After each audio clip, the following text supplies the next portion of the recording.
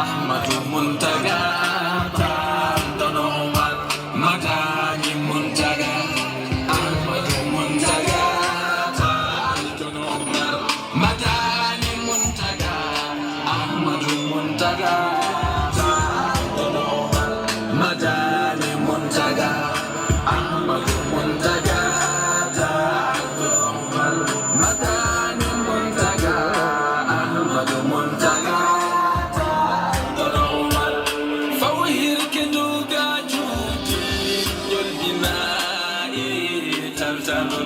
Madani,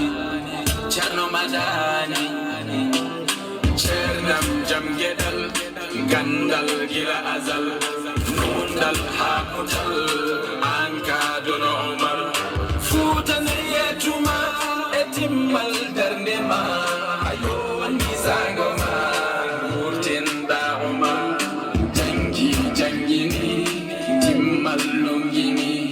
Wali Hirgini. Madani tan Omar Saksi gande fo Aloli jogli fo Ruti moji fo Talgede tan Omar Labaru tedugal Ji dugal Madani jongedal Jarno Madani jongedal Madani Muntaga Ahmadu Muntaga Tan Omar Madani Muntaga Ahmadu Muntaga Don Omar Madani Muntaga Ahmadu Muntaga Don Omar Madani Muntaga Ahmadu Muntaga Don Omar Madani Muntaga Ahmadu Muntaga Don Omar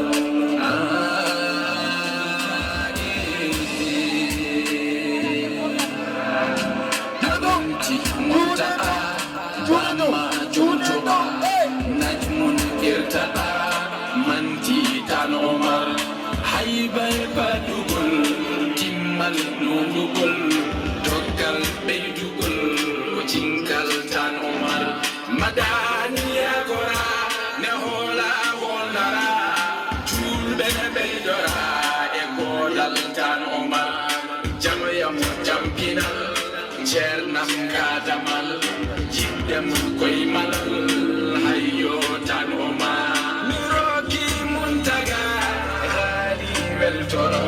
e maktum Seydi Fatal Jokoro Jokoro Pategalo Jokoro Ahmadu Muntaga Don Omar Madani Muntaga Ahmadu Muntaga Don Omar Madani Muntaga Ahmadu Muntaga Don Omar Madani Muntaga Ahmadu Muntaga Don Omar Madani Muntaga Ahmadu Muntaga Don Omar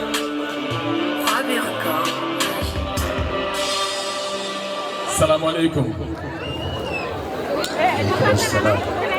Assalamu alaikum wa rahmatullah.